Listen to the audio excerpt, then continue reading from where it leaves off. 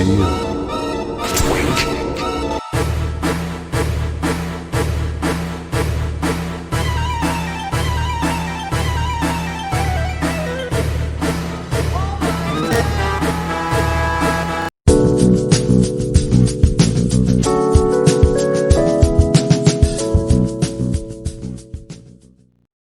He finally did it. Sephiroth has finally climbed his way into Smash, marking the arrival of the definitive anime sword fighter. Byleth, Shulk, Hero, all mere imitations birthed from the fertile womb of Sephiroth. With his arrival into Smash, hope we see more of the exciting world of the Final Fantasy games, instead of having just one stage, just one fighter, and just 2 songs. Certainly not enough content for a 30-year-old franchise! I think with the release of a character as infamous as Sephiroth, it's a good time to talk about Final Fantasy VII, and where the franchise is heading now. For the uninitiated, Final Fantasy VII was a JRPG released in 1987. The game boasted cutting-edge cutscenes and an almost cyberpunk-like aesthetic, which contrasted the series' more redundant medieval themes. Big changes were made as the developers were slowly moving from Nintendo consoles to PlayStation consoles, which gave them access to more memory using discs, and a whole new demographic of older gamers to appeal to. Overall, FF7 is viewed as one of the greatest RPGs of all time. In April of 2020, Final Fantasy VII Remake was released, which expanded on the first section of the game set in Midgar. Now I just want to get this out of the way before we continue, but I am conflicted towards Final Fantasy VII and its remake. I have played and completed FF7, but I've only seen clips of the remake, but as it stands right now, I honestly think that it's kind of an overrated part of the franchise. In my eyes, it is not a timeless classic as people say it is, but an okay entry in a pretty stellar franchise. I'm only lukewarm on the concept of RPGs. I thought this would change my mind. I went into this game expecting to play the greatest RPG of all time, and I came out feeling slightly underwhelmed. I'd like to talk about what I liked about the game before I talk about what I didn't like. First of all, the world Final Fantasy VII takes place in, for the most part, is pretty fantastic. I love the dystopian city of Midgar and the art direction they took with it. I love how it's somehow a city with magic and technology, but technology from different stages in time. I love the way they show Midgar's technological progress through class. For example, the designs of the vehicles of the poor are just modeled after old trucks you would find in the 1930s. Meanwhile, one of my favorite scenes is just a bunch of old 90s computers abandoned in a panic. The character designs for the most part are also really creative. There's just something about old Square Enix designs that make outlandish concepts seem cool. I mean, look at Cloud Strife's outfit, for example. This man's wearing a one-piece turtleneck jumpsuit while throwing around a guillotine, and yet it somehow works. Aspects of this game look wholly different from other dystopian concepts I've seen. It makes great use of its anime aesthetic in order to make dumb things look cool. Of course, anime cannot save everything, and there are just some things in this game that are too dumb to work. A personal pet peeve of mine is women's clothes in fantasy settings. If you look at most fantasy characters, the guys are wearing big bulky armor or stealthy tactical gear, while the women for some reason go into battle wearing satin dresses and bikinis and stuff.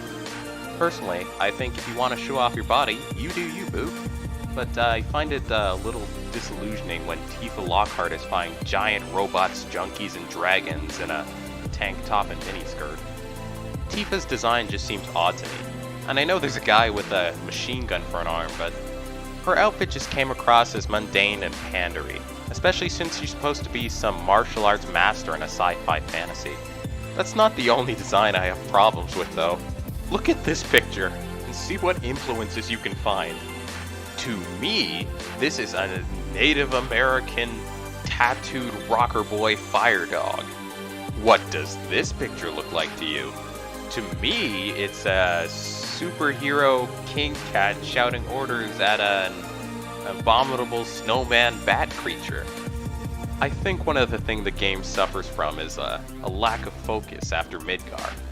You would not believe the shock on my face when I realized Midgar was just a tiny fraction of the game. from what I had seen and heard, I thought the entire adventure took place within this one city. Kinda goes to show that the only thing people remember about this game is the first 30 minutes. Which is why I believe Square Enix is gonna have a hard time trying to sell the rest of the Final Fantasy VII Remake series. The other inconsistencies I found lay within the plot and the locations. Being an RPG, it has to figure out ways to bring you to all the hotspots around the world. The game's reason that I am in a giant flying chocobo amusement park is that I am following Sephiroth. The reason why I'm in Costa Rica watching the secondary antagonist work his mojo on some co-eds is because I'm following Sephiroth. I feel like the excuse of following Sephiroth didn't justify going to such weird places. Why would anyone keep anything important in Disneyland? What the heck is that place? Everyone's poor and abused by a giant mega corporation. It was time to go to a giant flying amusement park above a prison camp. And why did a corporation that can easily bioengineer super soldiers think it was a good idea to mount a cannon on a city? And why is this just straight up Costa Rica? It's weird questions like these that made me start to hate the world beyond Midgar.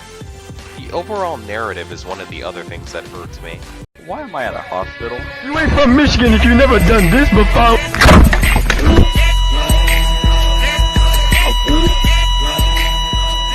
I won't fully explain due to spoilers, but anyone who knows Square Enix knows they don't tell stories like this, but like this.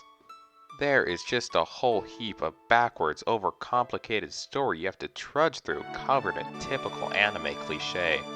The game will straight up lie to you to push this double twist, and even then, have them be super underwhelming. This was a story about eco-terrorists fighting the ultimate soldier to save the planet, but now it's ancient society Godzilla double alien cross.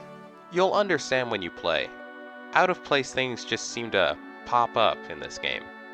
Don't get me wrong though, there are some really powerful scenes in this game, but there are also some that are really stupid. Your enjoyment of the story will definitely depend on how much you're willing to lean away from the themes of Midgar. Lastly, I did not enjoy the soundtrack as much as I thought I would, or the gameplay in later stages. Yet again, I'd like to reiterate, I came into this game thinking, oh, this is going to be the best soundtrack of all time.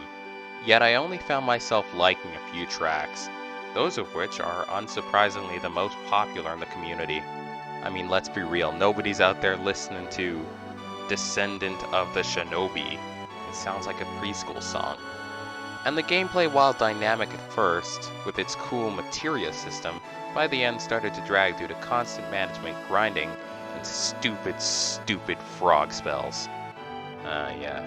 And as for the remake, it looks nice. It plays nice.